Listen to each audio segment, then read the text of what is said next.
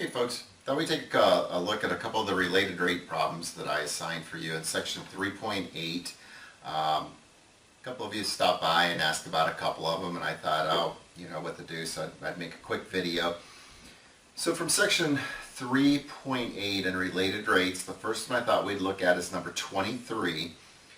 So if you need to pause the video now to look at number 23, and read it, do it. In 23, I'm going to have the book here, but if I remember correctly, there's a 13-foot ladder against the wall, and someone's pulling the ladder away from the base of the wall. And here's how I would attack that one. First off, the book has a nice picture. It shows you a wall, it shows you a ladder. It actually shows you the person pulling the ladder. Yeah, I'm not going to draw all that stuff. I'm just going to draw the important structure. We have a right triangle, and I know that this is 13 feet. That's the length of the ladder. Okay, now generally I don't know how far away the base of the ladder is from the wall, and I don't know how far up the wall the ladder is going, so I'll just generically call those X and Y.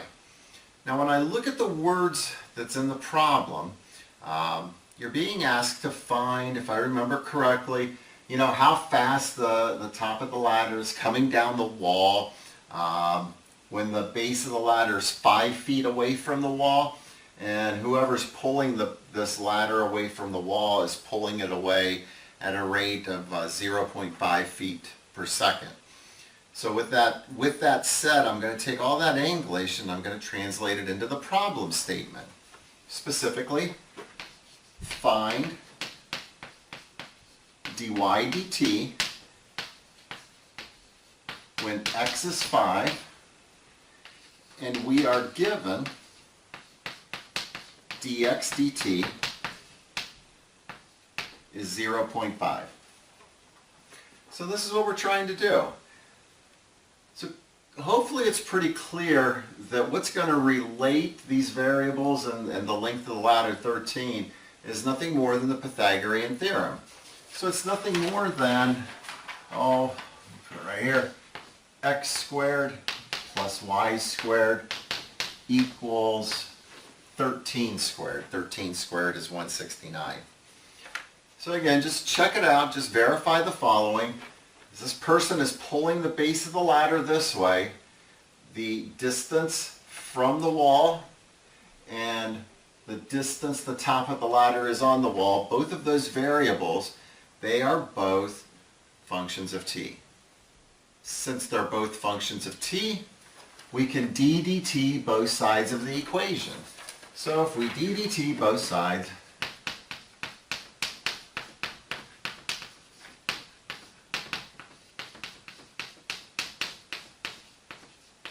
and we get something like that. And normally I would do just the right hand side for you, but I guess I have to do the left hand side here as well. When you d dt x squared, you just get a 2x dx dt plus a 2y dy dt. And then the right side is 0. Derivative of 169 is 0. So check it out. We know x is 5. We know dx dt is 0.5. We're trying to find dy dt. The only thing that we don't have right now is we don't have the value for y. But this is where we're interested in the instant, what's happening the instant the ladder is 5 feet away from the wall. So the instant the base of the ladder is 5 feet away from the wall. Well, at the instant when x is 5, we can determine the value for y. So at the instant x is 5, we can take that value for x and toss it into here. Well, 5 squared is 25. And get a 169, subtract 25 from both sides, so y squared is 144. Take the square root of both sides, so you get y as plus or minus 12. And obviously for this situation, the negative 12 would make absolutely no sense because it's the height above the ground. So we have found the value of y to use here. We're going to use y as 12. So substituting in, 2x is 5, so we put 5 in for x. dx dt is 0.5. We determined y is 12.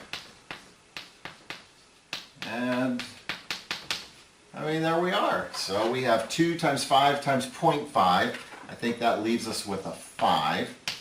2 times 12 is 24. And we continue to solve for dy dt, subtract 5 from both sides, and then divide both sides by 24.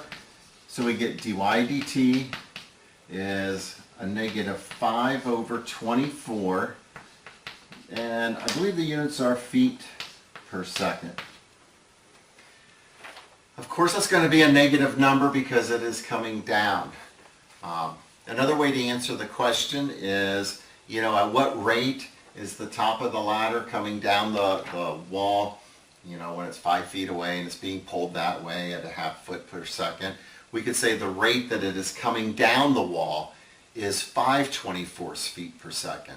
Because we're saying it's coming down the wall, we would say 5/24 feet per second. But its rate is a negative 5/24 because it's coming down. The negative here indicates a downward motion. In any event, that's it for number 23. Pretty straightforward problem. All right, the next one I thought we'd look at here in section 3.8. Decided to better get the book to go over it. It's number 29. So if you need to get the book to look at it, go ahead and pause the video right now. 29 says we're going to drain a tank. It says an inverted conical water tank with a height of 12 feet and a radius of 6 feet is drained through a hole in the vertex, and it's being drained at a rate of 2 cubic feet per second. And then, the book, old Bob here says, see the figure. Wonderful figure. Will look a heck of a lot better than mine. What is the rate of change of the water depth when the water depth is 3 feet? Then he gives a hint. Use similar triangles. Alright, so here's what my inverted water tank looks like. Yeah, like I said, the books would look a lot better. But based upon what we saw in the book, we know this is 6, and we know this is 12. It's a conical water tank. So we did a problem last week in class, last Wednesday, looking at sand falling onto a pile and it was making a cone shape. So basically, we need to use the formula for volume of a cone. Volume of a cone is 1/3 pi r squared h. So we should be thinking, yeah, we're going to have to use this formula, and we are going to have to use it. Now when I look at the problem, go back and look at the English in there, we should be able to rip out what the actual problem statement is. What we're being asked to find and what we are given. We are being asked to find dH dt, and we were supposed to find dH dt when h is 3, and we were given dV dt is, it was -2, I think -2 cubic feet per second. Now why negative? It doesn't say negative in the problem. I didn't see a negative sign in the problem. When you have something draining out of the tank, it's coming out of the tank. That would be a negative number. It's coming out. If it's going in, then it would be a positive number. But this is the problem statement. Now, I'm looking at the problem statement. I'm looking at my equation here. I see, it's draining out. Yeah, the volume, it's in the tank. It's a function of t. The radius would be a function of t, and the height, it too would be a function of t. So all three variables are a function of t, but yet the book gave a hint of using similar triangles. And that's because if we were to just start off by DDTing both sides of this equation, we're going to end up with, just like what we saw last week, when we use the product rule over here to DDT, we're going to end up with a dr dt involved. We'd also have a dh dt, but there would be a dr dt involved. Nowhere in the problem did I see anything about dr dt. So that's a problem. So here's what the book was alluding to on the hint of using similar triangles. If I just consider, I don't know if this blue chalk will show up. For any generic time, we have water in here. So, that showed up. Well, at least it does to me. You know, this is water, and it's draining out. For any generic time, this radius here, well, is an r. And then this height right here is an h. We know the cylinder itself has a base radius of 6 and a height of 12, but at any time, you look at the water level, it would have a generic radius of r and a generic height of h. This is the book's hint of similar triangles. You have a right triangle right here, and a right triangle right here, a big right triangle. This right triangle and this right triangle, they are similar. And with similar triangles, you have to remember in similar triangles, corresponding sides, you know, they're going to be proportionate. So we should be able to set up a proportion with this right triangle, which has this is an R, this is an H, and this big right triangle where this is 6 and that is 12. There are many different ways to set it up. Here's the one I'm going to set up. I'm going to say R is to 6, R is to 6, well, R is to 6, as H is to 12. And if I multiply, or I do a cross multiplication, I get a 12R is equal to 6H. Keep in mind, R was the problem variable here, that if we DDT'd, that R would be a problem because we'd end up with a dr dt. So I kind of want to get rid of that R. Well, if I divide both sides here by 12, I get R is H over 2. I can take this H over 2, I can toss it in here for R, and that turns my volume statement, it turns it into V equals 1/3 pi H over 2 quantity squared times H. Now I'm going to clean this up just a little bit. H over 2 squared, well, H over 2 squared is H squared over 4. If I take the H squared times the H, that gives me an H cubed. 1/3 times 1/4, that's 1/12. So I have a 1/12 pi H cubed. V, the volume is a function of time. H is a function of time. So why don't we go ahead and DDT both sides of that equation. I'm going to take the equation and pull it up here. And I DDT both sides.